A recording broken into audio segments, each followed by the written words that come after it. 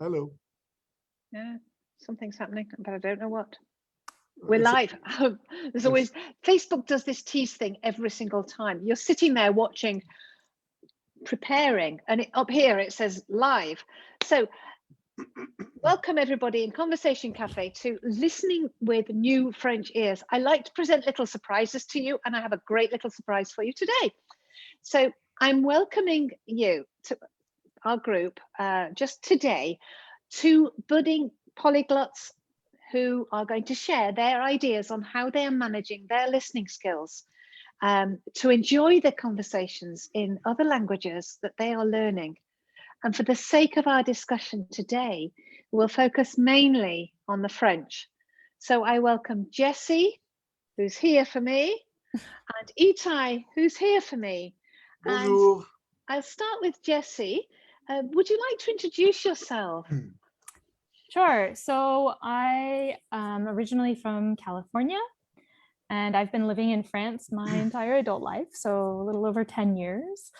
And I have a bachelor's in linguistics with a focus on teaching French as a foreign language, which I've never actually done.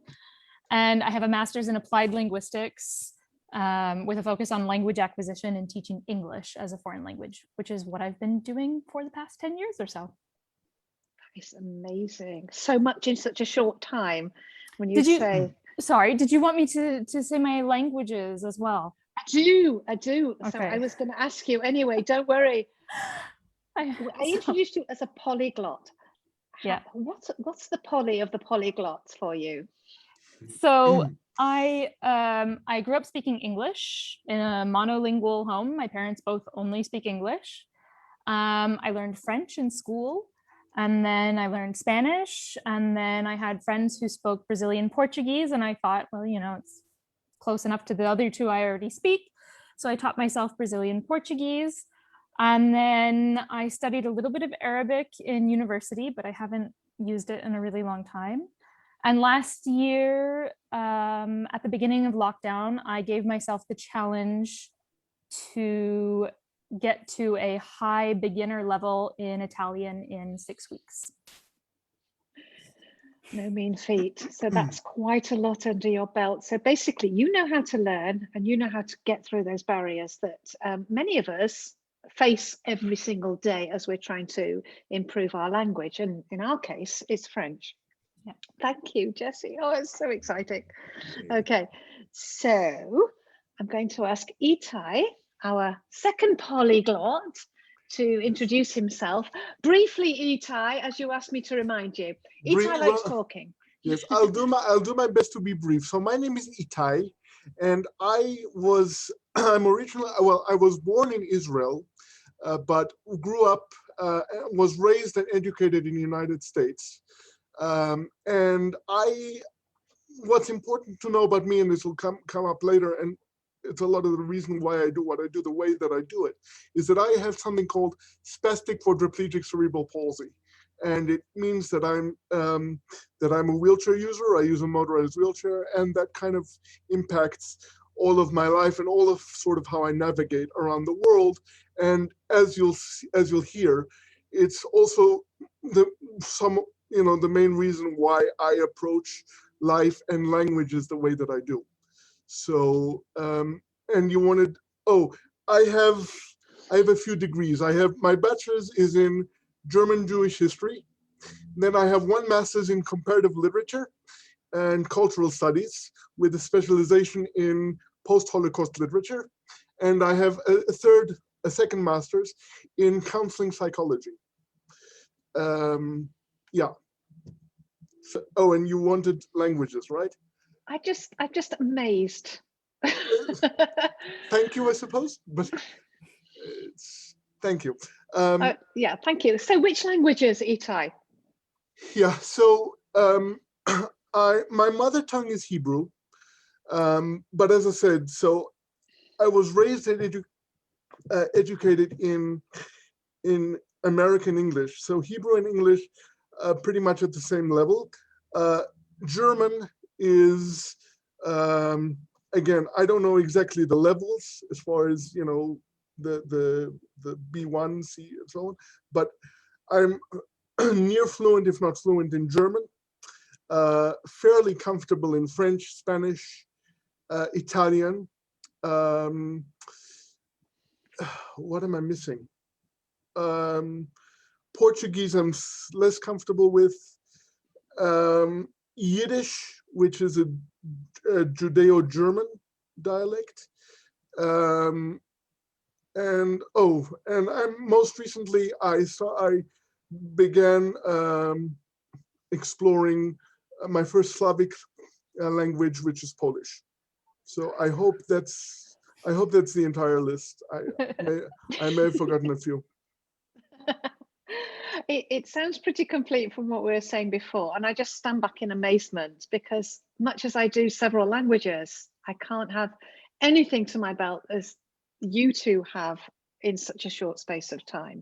Well, what I like to say is that I play with the languages. So I'm not exactly sure at what level I can navigate in all these. I just sort of play with them, and it's fun, which is why I do it. So. And this is why you're here, because today what we're actually focusing on for Conversation Cafe is something that's it's been on my mind. A lot of things, as I do Conversation Cafe each week and I'm listening to people, I'm constantly putting my head on the pillow at night, and people say, what keeps you up at night? It's how I can help people have better conversations and enjoy their French learning at the same time. And people are in Conversation Cafe because primarily they're learning French because they want to communicate in French. Yeah, they live in France or they have holidays in France, and this makes sense, or even family as well. And we also want to enjoy entertainment in French, and that's when it starts getting tricky, because for many of us, we're excluded from going to the cinema in French. We try to watch a film, for example, or we try and see live theatre in non-COVID times, or there's events on in summer that you can sign up for and go and have a meal in there, and you're still feeling excluded despite the fact that there's loads of people. And the biggest skill that I'm talking about is listening. We all want to speak, but listening is the other half. It carries on the conversation. And the most important thing is that a conversation will run away with us. And you guys have got so many languages under your belt and so many studies under your belt that we're going to tap into your expertise to help us listen, perhaps, give us some of your ideas so that we can enjoy not only communicating in French, but enjoy listening and therefore enjoy more entertainment, the TV, going out, having conversations with people we've never met, in that line in the fish queue or whatever, or just going to the cinema that we exclude ourselves from because we think, no, I can't. What's the point? I can't stop and start it like I would at home. Now, what I'm going to ask each of you in turn is, in reference to listening, have you discovered that there are different ways of listening that suit you? Now, Jesse, you talked about, you have a lovely analogy with water. Perhaps I could start with you and you could mention that. Yeah, so I listen, I think, in two different ways. The main way that I enjoy listening actually is, I'm sorry, I've got a church right next to me and it's 6 p.m. so it's ringing. Rural France. So I think the first way is just turning something on and having it playing. And the reason that I like doing that is that I'm getting used to hearing the sound, and I usually am listening to something that I would enjoy in my native language or enjoy in a language that I speak fluently, even if I can't understand everything, because it's something I'm interested in, so I'm more likely to have the context at least to understand some of it. On the other hand, there's times when I'm listening because I want to practice the language, and then I'm listening to something short. Usually I'm listening for specific things. I'm listening for specific information or a specific verb tense, something like that. With the So analogy, you're focusing in, you've got a real, like, I'm going to listen up for past tense. I'm going to listen up for this sound. Yeah. yeah, Got you. exactly. Okay, And so down to the water. yeah, the water. So Hmm. what I've found with a lot of my students is that the more they try to focus in, and the more they're trying to like grasp at words, the harder it is for them to follow what they're listening to.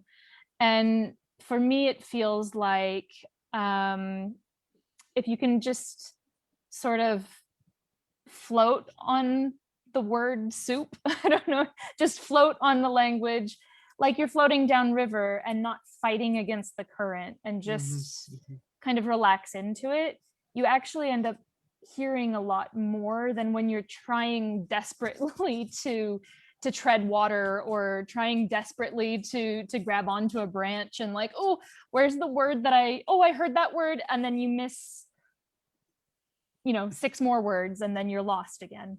And so instead of trying constantly to be finding meaning in it, just letting it play, letting it go, and listening in a very relaxed way. I love that. I love the way you say that. And when I'm doing that, my ears automatically prick up sometimes as I notice a sound, and I will let myself keep drifting, and I will repeat that sound again and again and again, and then just keep drifting again. Can we do both at once? Can we focus in deep and drift? I think it depends on where you're at in your language learning journey. I think if you have enough, if you're even a low intermediate, high beginner, you have enough vocabulary, you have enough information about verb tenses that you can start paying attention to things. And I think it's two different activities. You can do it at the same time, but I don't usually. When I want to do something like watch a movie where I want to enjoy the culture, subtitles. I want to watch the movie, I want to enjoy the movie. If I want to be practicing the language, then maybe I'm going to recognize, okay, I'm only going to watch 15 minutes of the movie today, and I'm going to focus on understanding, maybe with the subtitles in French, for example, and focusing, because it takes more energy. It does. And that's what trips us up, is that we think we can sit down and watch a film, but after a quarter of an hour, we're exhausted. And the whole idea of sitting down and watching a film is gone. And we're mixing up our intentions. Yeah. I love that. Thank you. You're so right. Yes. Moral of the story, don't get your glass of wine and your nibbles and sit down and try and watch a whole film in French thinking that you're going to without subtitles, feeling good. Yeah. Now that brings me to you, Etai. The element of fun. Yes, the element of fun for me is key. And for me, if I'm not engaged with the topic, if it's not interesting to me, if I'm not excited by it, if it doesn't sort of pique my interest in whatever language, the topic itself, in whatever language it is, I'm not going to be very likely to want to listen to it or to want to engage with it in any way. So I'm very emotional and very intuitive in a way that I gravitate towards anything that I do, but in this case, language learning and listening as well. I want to sign on to, or I don't know the word exactly, but second, a lot of what Jesse said, because a lot of what I do is exactly the same thing. I'll sort of just listen, have things on and listen, whether it's, and for me, I don't know that there's really much of a difference between active and passive listening, because because of my disability, I have a very hard time, for example, because my muscles are so tight and they're on all the time, I have a very hard time reading for long periods of time because my eyes get tired, my eyes are tight, and so on. So I have, and I can't, sit up for long periods of time because I get tight and it gets hard. So I've adapted and become very much an auditory learner. So anything that I hear in any language over the years, I've taught myself that it sort of sticks. And so my main mode of navigating the world and meeting the world is through the auditory sense. So for me, there really is no as much of a distinction between active and passive listening. I'll listen, and because that's how I take the world in primarily. So it's and so it just and that's what happens. But for me, like you said, it's the emotion. If I'm not emotionally engaged with it, I'm much less, likely to have it stick. So I'm going to ask you a question, Etai. It's like, so you the latest language you said that you're learning is Polish. So that's the equivalent of some of my people learning French. How do you make sense of what you're listening? At the moment, I'm not sure that I do. I'm at a beginner level, but what I'll do, for example, is I'll listen to a radio station or a podcast very often, and I'll just listen to it, and I'll get what I can get. Okay, but for example, if I notice that a word or a phrase keeps coming up several times, and it feels to me like it's key. Like if I don't actually go and physically put it in the Google Translate or in some sort of a dictionary function and check out what it means, then I'm missing something. But it has to have repeated a few times so that it sticks in my head. So I say, okay, this one I really have to look up. So I'll go and look it up, and then I'll know what it is. I'll put it down on in some sort of file. But I don't purposely go with the intention of, okay, I'm going to listen to a segment of a film or a segment of a podcast and really try to understand, word for word in the minutia of what it says. So you've got all this, basically what seems like nonsense drifting over the top of your head, but actually subconsciously you're taking in the sounds. And I'm getting used to the language. Yeah, eventually you're starting to recognize sounds and things that you can actually then try and go and look up. I hope so. If I may, I do something very similar with podcasts as well. The most recent two were Portuguese and Italian.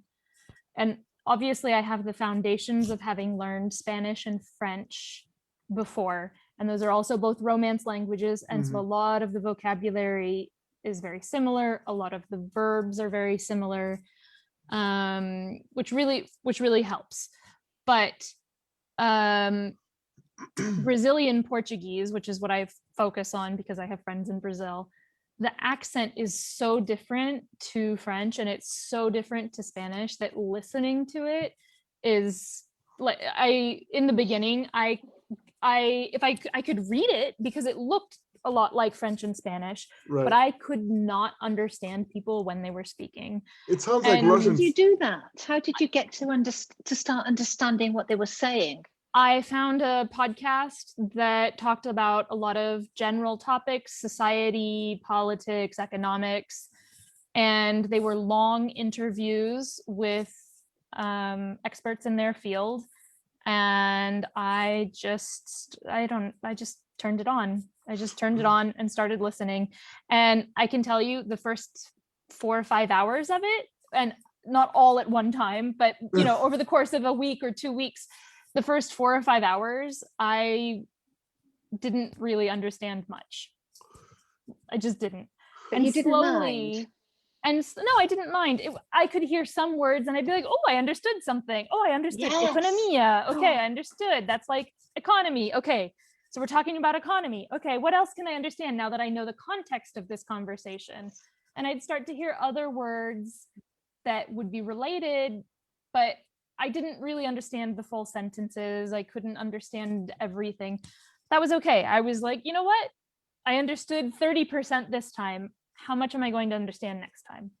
And over the course of maybe a month or two of listening, just turning on the podcast and listening to it, maybe for an hour a day, 30 minutes a day, over a month, I was finally like, oh, I can understand people. Not everything, but I can understand enough that if somebody asked me a question related to this, I'd be able to answer with something. I wouldn't just be like, I have no idea. I've got a vision of a sieve. And the first time is like you put the water in, there's holes going all the way through, but you're actually plugging the hole next to one word that you understand. And then around it, it gets plugged up with a little more understanding. Do you, out of interest, listen to the same podcast again? It depends on the podcasts. So what I normally do when I'm starting, I guess when I normally start a new language, I learn some basic grammar, some basic words. Basic, very basic. I want to be able to say, count to 10, colors, describe things in a basic way, talk about myself. After I've got that, I go immediately to native speaker podcasts. I research online. So I just type in best podcasts in Arabic, feminist podcasts, or best podcasts in Arabic, cooking, things that I'm interested in. Cooking's a good one. We all love our cooking. I look at the list. I go to my podcast app that I have on my phone. I check them out. I download maybe one episode. I listen for a little bit to see if I like the voice, to see if it sounds like they're speaking clearly. The voice is key. Even if they're speaking fast, are they speaking clearly, or are they? Because that's not worth my time. I'm not going to spend time listening to that. Yeah. And once I find some that I like, I've listened to the Portuguese one in particular. I've listened to that for about 3 or 4 years now. Brilliant. That is, because once you get a good one, you hold on to it, don't you? Well,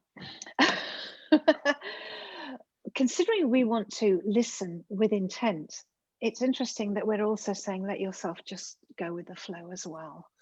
And we disappoint ourselves, don't we? We beat ourselves up for not understanding it all. Etai, I take your words. We are where we are. We get what we get. We just need to build on it. I mean, Jesse and I had a very interesting experience last week, and maybe you want to, was it last week? Yeah. And maybe you want to talk about it. You directed me to a lecture in Catalan about, I don't even remember the topic. It was media in whatever it was. And we were listening to it together. Why don't you talk about it? Because I think it sort of explains how we both sort of approach it, and we were helping each other by typing back and forth. Oh, this must mean this, and this must mean that. Yes. Yeah. So talk about that a little bit, some. Yeah. I love that. I teach a section I teach a section of English for an online university based in Barcelona. And sometimes they offer free webinars for a whole bunch of different topics. And so last week there was one about, and these are in English, Spanish, and Catalan, because Catalan is obviously one of the languages in Barcelona. And this one was in Catalan. This one was in Catalan, and it was about how to produce audiobooks. Yes, that's it. Okay. Yeah.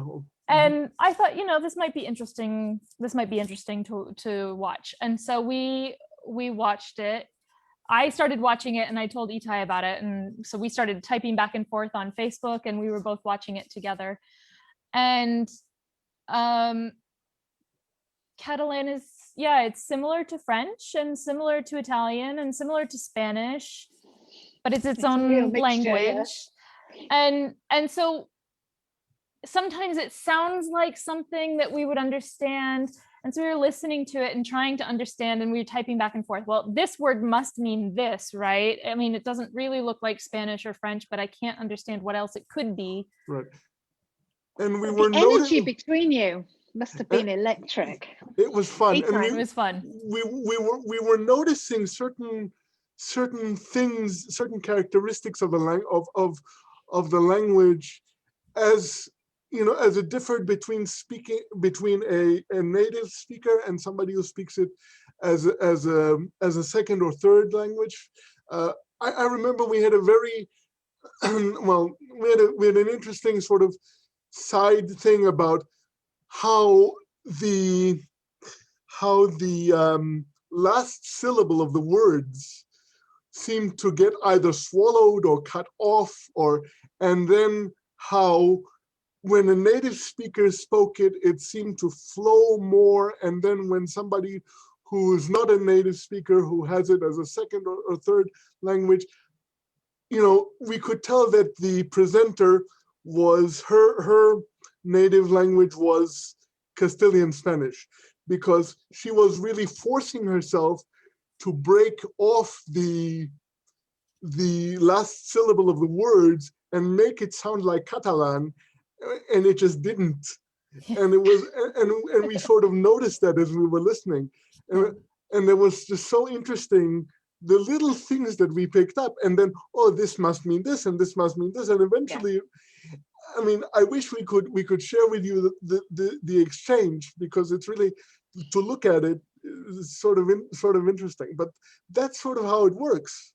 Yes, the whole and listening this thing. is what people are doing. There's in Conversation Cafe, and it's only Conversation Cafe people listening. So this is kind of exclusive to our group. Mm-hmm.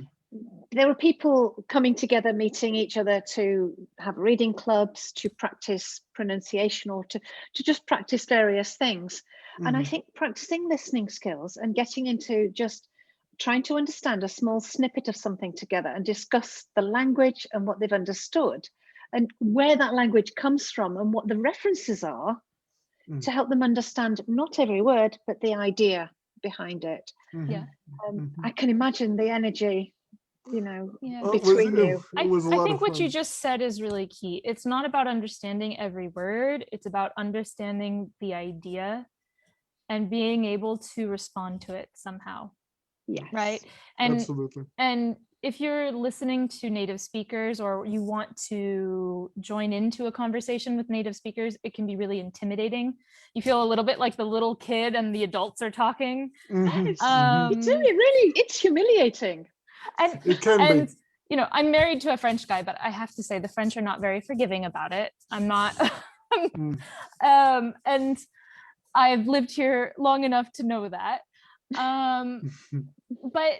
But I think part of it is, listening. And when you catch on to something, you have to jump in. You have to, okay, we're talking about the economy. What can I say about the economy? Oh, I can say this. This is something I know about. Or, oh, we're talking about, I don't know, something comes up a lot in my household is flying, because my husband is a glider pilot.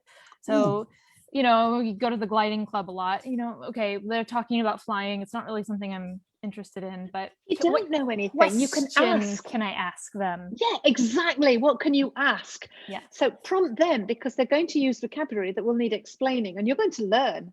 Yeah. Right. And you're not going to know. You're not going to know. You know, specific vocabulary. I mean, because there's general vocabulary that we all use every day, and then there's very specific.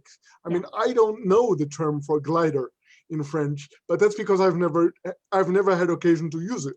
But if I were to go and visit Jesse, I'm sure that I would learn very quickly what comment dit-on glider?